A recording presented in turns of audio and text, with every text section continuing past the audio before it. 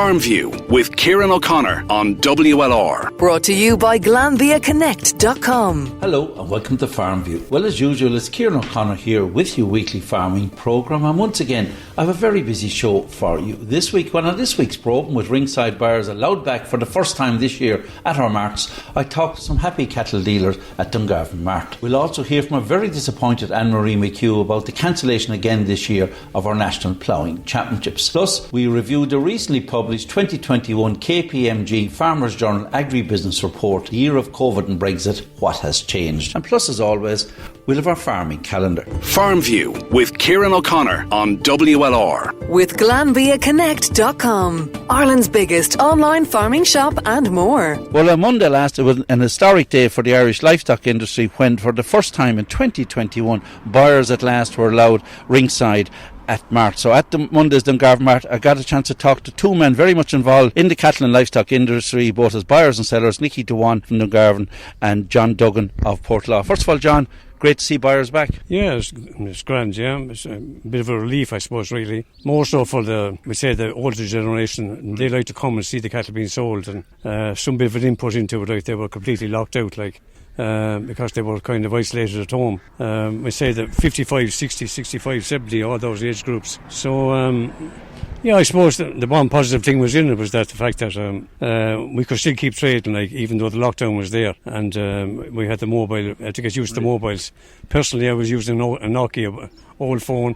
I had to change, which wasn't. I got used to it. How difficult was it to change? Because, John, for a lot of guys like yourself, changing to online bidding and indeed online marts, it was a huge transformation for you. Yeah, well, it was a case of necessity. You either did it or you didn't do it, because you couldn't work otherwise. You're depending on, say, a person near you to tip the phone for you to buy your cattle for you, and then transfer them in the office later on. So that issue was there. But most of us go to marts, and they are all good friends. Really, there's no bad enemies among this lad. They have odd falls out and things that way. But John, did you find with cattle that you'd buyers from outside the catchment area who normally wouldn't be in Dungarvan getting involved, or was it still very much a lot of the same faces involved? Oh no. Since the online thing came in, the whole thing has changed. I'll give you an example. Last Monday week here, there was 2 lots of Angus cattle here, and they were bought by an outsider man up the north of Ireland. Well, he wouldn't be the north, he'd be in the Republic, but he's a factory there in Hackestown, Carlow, and he bought 2 lots of Anguses online, and he wasn't even here. So it helped prices, I suppose. There was more competition. From the buyer's perspective, yes. It's a big help. The online thing is a big help, provided it's not abused. Nicky Dewan, Dungarvan, buyers coming ringside today, what does it mean to you? Sure, look, it gives everyone a better chance to see the animal. It's very hard to go into a packed yard and pick out the cattle that you want, and there could be one in the middle of them that you haven't seen, and so it's just back to normality some bit anyway. The fact that during protocol, the fact that there was no cases in any livestock mart, there's a great credit to everyone involved, both the mart staff and indeed farmers alike. So buyers came in early, had a look at the cattle, then went home and did the bidding online. That's right, yeah. We all had to leave the yard, do our bidding from home, and look, every mart done their bit. It wasn't ideal. There was a lot of people weren't happy with it, but sure, they just got on with it, and it's better to have them open than have them closed, so it keeps the thing moving. Market-wise, you're involved in the business a good number of years. There seems to be a good steady trade for the spring. Yeah, this spring has been very good. Majority of my business has been in the calf side of things now, and they were a very good trade from start to finish. Cattle, I'd say, we're up definitely 100 ahead, I'd say, in cases. Trade wasn't affected, but I'd say people buying online without seeing the cattle can't be overly. 100% of people couldn't say they were happy with everything they got without seeing them. John mentioned there the social side of it, as you said. It's a big family, people involved in this industry, and able to get back some normality. And ringside bidding must be a great feel for all of you involved. Oh, it is. As John said there, it's a social thing for the older farmer. They like to come in there for Monday and watch the cattle selling. They might necessarily want to buy or sell anything. Now look, they're not left in yet, but that'll come, I'm sure, in time. So, John, you're here today. Are you here more in a buying capacity or selling capacity? Buying capacity. Yeah. And what have you in mind? What type of animals are you targeting? 400 kilos up to 500 kilos, Right, yeah. that kind of a thing. And do you go to many marts, John, outside of Dungarvan? I go to Cahir and I go to Ross in Dungarvan here, and all times Kilkenny. So you have a hectic week during the week, and of course you follow Wafford Hurlers when we get back to normality on the Sunday, John. Yeah, but sure, that's all we have, really, country people. Yes. Pity it is we haven't an All-Ireland one already, but Don't give up yet, John. but I think the man we have in charge now, I think if we had him 4 or 5 years ago, we would have had an All-Ireland. Because I think we left one behind us definitely against Kilkenny anyway. Yes. No question about that. So, John, listen, great to have yourself and Nick back, and a bit of normality here, and well done to Ger Flynn and all the staff at Dungarvan Mart. First day of ringside bidding in 2021. Thanks for talking to me. Thank you. Well, disappointing news for everyone involved in the agri sector, of course, last weekend, and indeed the general public, with the news that the National Ploughing Championships have been cancelled for a second year running. And joining us on the line, I'm sure, is a very disappointed lady indeed. It's Ann Marie Mc Hugh, Assistant Managing Director of the NPA, our National Ploughing Association. Ann Marie, welcome to our programme. Thank you, Kieran. Ann Marie, unfortunately, obviously, it was a huge decision for you, but you made the announcement last weekend. This year's National Ploughing Championships, for a second year in a row, have had to be cancelled. Absolutely, Kieran. We really thought this time last year that there was very little chance that we'd have to do the same a second year running. But such is life. This is the situation that we're met with, and really, the country is just not far enough along in relation to the fight against COVID for us to be able to definitively know that we could go ahead with the trade exhibition this year. So we just had to make the call.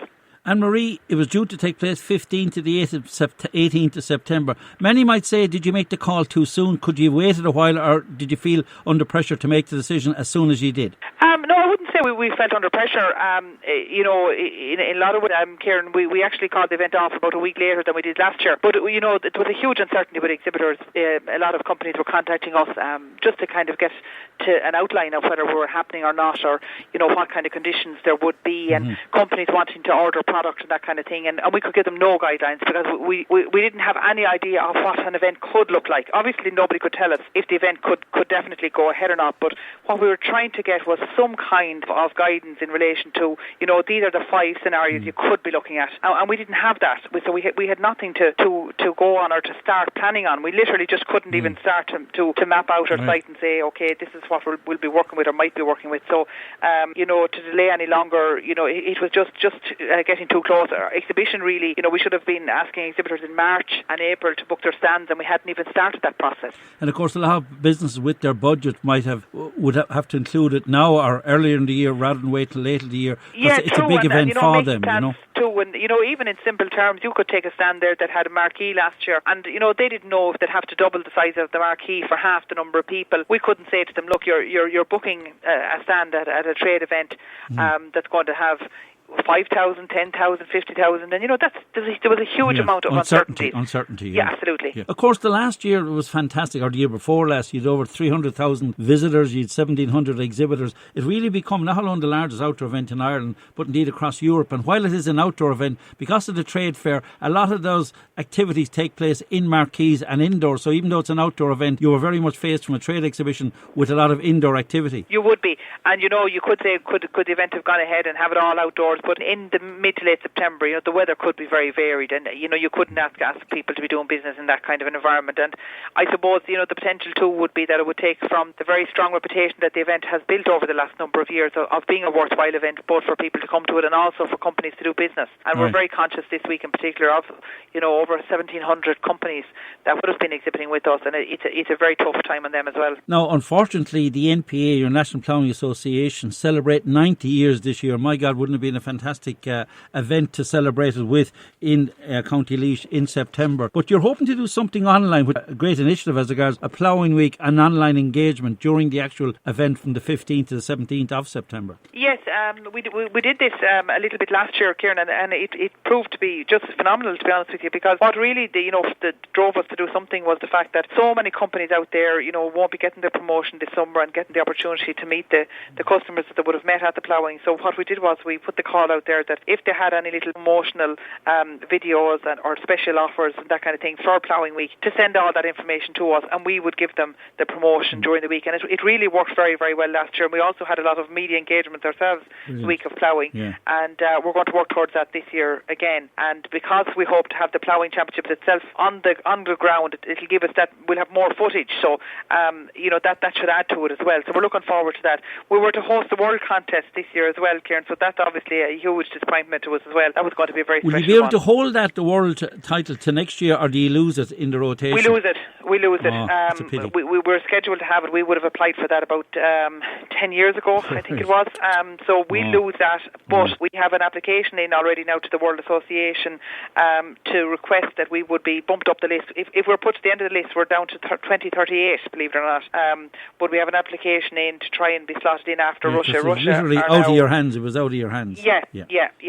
So who knows? We might have a chance of getting it back in 23. That's the next process now for us to put our case. Before we come in there, you mentioned to me that's very important. The Ploughing Championships will actually, the actual ploughing event will actually take place. We hope so.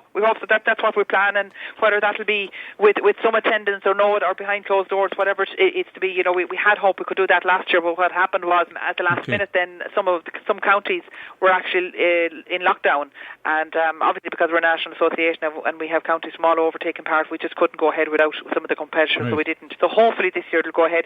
Competitors, ploughing folk from all over the country, all they want to do is just get into a ploughing field. Ann Marie Mc Hugh, Assistant Managing Director of the NPA, our National Ploughing Association. Thanks for talking to me. Farmview with Kieran O'Connor on WLR. With GlanbiaConnect.com. Thousands of products in the palm of your hand. And you're welcome back to part 2 of Farmview. Now let's have a look at some items from our farming calendar. First of all, turning to our livestock marts, and great to see buyers back ringside this week at our livestock mart. This Saturday morning at Wafford Ross Martin No Ross, cattle sales from 9:30, calf sales from 10. Monday, Dungarvan Mart's cattle sale continue every Monday from 11 o'clock. And a reminder that their very successful calf sales continue every Thursday from 12 noon. Of course, all sales are now online also at livestocklive.com. Turning to our farmer markets and country markets, great activity every week around the city and county, with great opportunity again to purchase local farm fresh produce. This Saturday morning, Wafford Farmers Market in John Roberts Square, Tramore Farmers Market, Priest Road in Tramore, and Strawberry Farmers Market every Saturday morning from 10 until 1. Sunday, Lismore Farmers Market, Castle Avenue, Lismore, running from 10 until 4. Well, great to hear that Ardmore Farmers Market will reopen on Sunday week. That's May the 30th. Thursdays, Dungarvan Farmers Market, Grattan Square in Dungarvan from 9 until 2.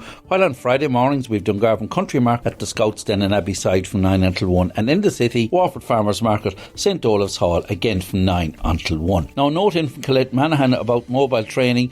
The next Farm Safety Code of Practice mobile training course will take place on Thursday, 3rd of June from 7 o'clock. For more information, you can look up mobiletraining.ie, and don't forget that these courses are core requirements for TAMS 2 grants. Farmview with Kieran O'Connor on WLR. With GlanbiaConnect.com. Ireland's biggest online farming shop and more.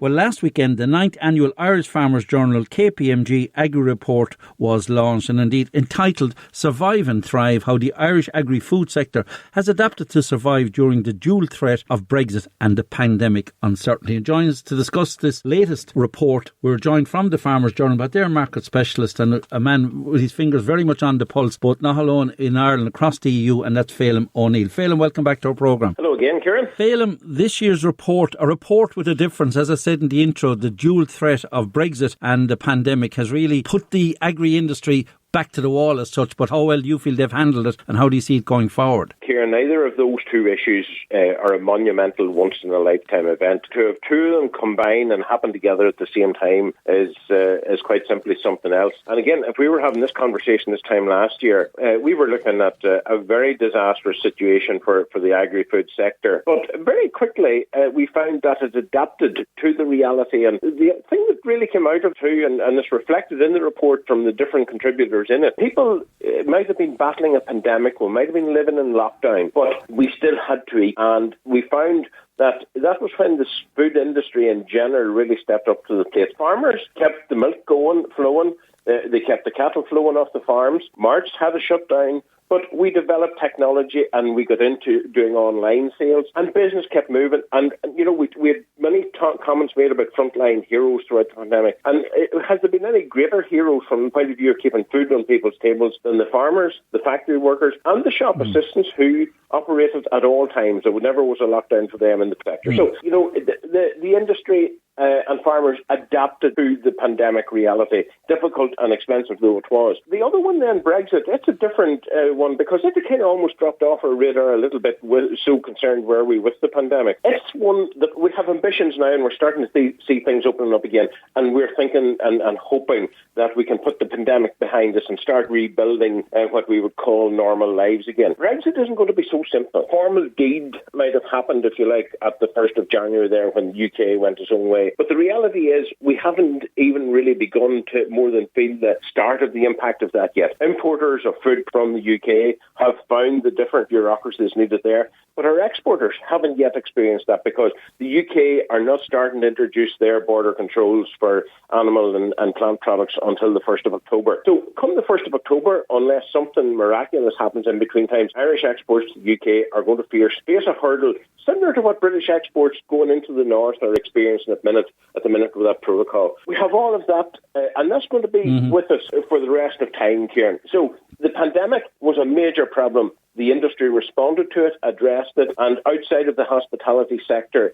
actually weren't hurt so bad. Brexit is something that will be there as a drag on our sector. Well, definitely, like as you said, the long-term impact, Brexit is going to have a far more effect on the industry than COVID-19, which indeed everyone deserves great credit for literally keeping food on the table. As regards, you said, the impact of Brexit really hasn't been seen yet. Open up the markets in the UK, looking at giving Canada, New Zealand, Australia, South America countries all these new contracts and potential within all the cross-section of the enterprises. That's going to be a big play on the industry in Ireland and across Europe as regards the impact of that. Very much so. As the UK goes out to find its own place in world trade, it means that they're going to be making their own trade deals and they're going to be given access to their market, basically for whatever they choose. And I don't know if you're tracking UK media at the minute. There seems to be something of a difference of opinion in the government about giving full tariff-free and quota-free access to Australia and presumably New Zealand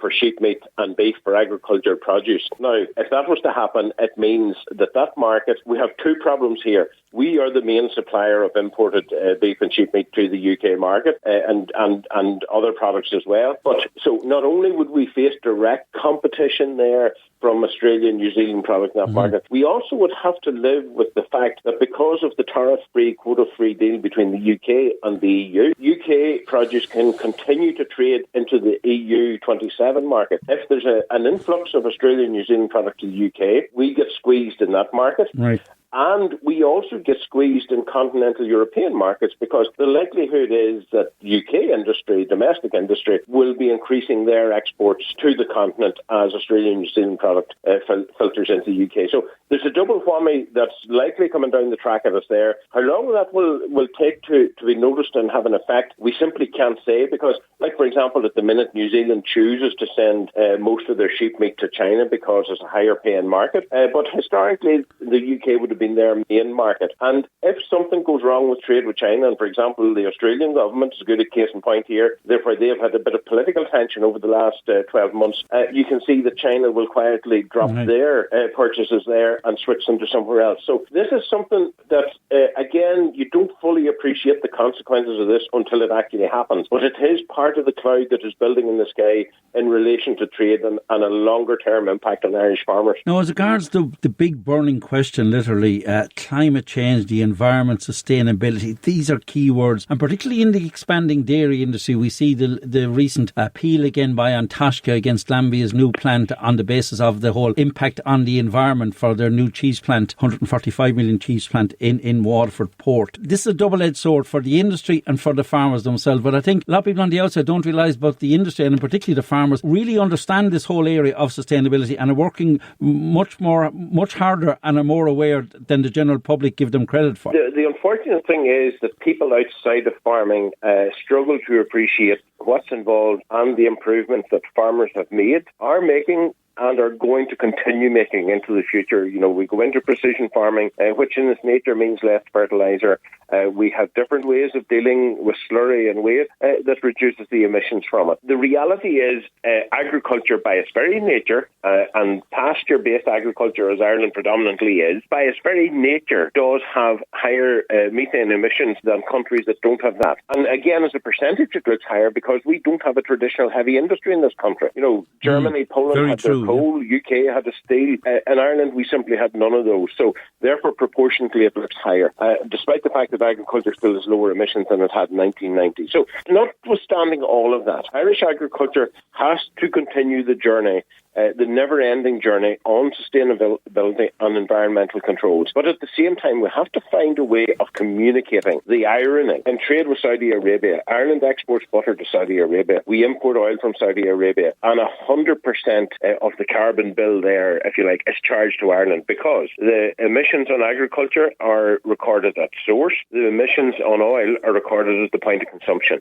Now, if we transfer and let Saudi Arabia make their own butter, as they do, they have a a very significant dairy industry in their own right. That dairy industry is based on basically huge sheds that are air conditioned to protect the animals from the sun, that are fed with imported produce, imported animal feed and water that's taken from wells drilled deep into the ground. Ireland is at the very top end of efficiency in terms of dairy production compared globally, benchmarked globally. In a world that has increasing demand for dairy products and is forecast over the next 10 years by any forecaster you care to look at to have further demand priced in there, if it's not done in Ireland, where it's the most efficient, it'll be done somewhere else where it is less efficient and there's a greater environmental cost to society. And that's the debate that we need to get into. And yes, raise the bar by all means for Irish farmers. It has been happening, will continue to happen, and Irish farmers are continuing to clear that bar. But we have to look at it in a global context, not in a local. And definitely from a farmer point of view as well, they're putting in such huge work, obviously through the Common Agricultural Policy and indeed the Just Transition Fund. Funding needs to be given to farmers because it's going to cost money. They're prepared to pay it, and indeed they need to get credit too for the whole area of biodiversity and trees and forests and hedgerows on their farms. But overall, I think support needs to be given, but the farmers are definitely cooperating in this whole area and are very much aware of what needs to be done. Absolutely. And you know, it is worth noting we talk about 10-year forecasts. All 10-year forecasts on food prices all suggest that there will certainly be no higher, if anything, perhaps lower. Food has never been a lower cost item in a family household budget than it is today. And, you know, look, from a society point of view, that's a good thing. But the reality is, if we're serious as consumers and as society about reducing dramatically our carbon footprint, and that's across everything, it's not just in terms of farmers and the beef and the dairy that we consume, it's in terms of the cars that we drive, the houses that we live in, and the foreign holidays that we take when we're allowed to do so. And that is the debate that has to take place. And yes, we can continue to drive down the carbon footprint of agriculture, but every move downwards comes at a cost. And that cost has to be paid and met somewhere, either by government as a public good or indeed by the marketplace. And there is no evidence that suggests to me that the marketplace is ready to pay the cost of carbon reduction. Phelim O'Neill, market specialist, as always. Phelim, thanks for taking our call. I'm sure we'll talk to you in the near future. But once again, well done on your Irish Farmers Journal KPMG Agri Report, and best of luck in the future. Thanks, Phelim. Thank you for that, Kieran. Look forward to the next time. Well, before I go on the racing front, yet another good week for local Waterford connections. We'd wins for Tallow trainer Sean Ahern at Limerick, while at Wexford we'd wins for Villarstown jock Mikey Hamill, Dungarvan owner Mustafa Elatrash, and Knockeen Butlerstown trainer Henry de Bromond, who's having some season both at home and abroad. And indeed, I'm thrilled to hear that Henry is going to be awarded and receive the prestigious Freeman of Waterford City and County. A well-deserved honour for Henry, who will become just the third sports person in history to receive this huge honour. So well done to our Mayor Damien Gagan for this brilliant initiative, and also to all our councillors who supported it. So congrats again to Henry on this brilliant achievement. Well, that's my lot for this week's programme. So from myself, Kieran O'Connor, it's goodbye for now. Once again, my thanks to Ollie and Sean for all their help in putting this week's programme together. So stay safe, keep up the protocol, and hopefully I'll have your company again same time next week. Farmview with Kieran O'Connor on WLR. With GlanbiaConnect.com. Thousands of products in the palm of your hand.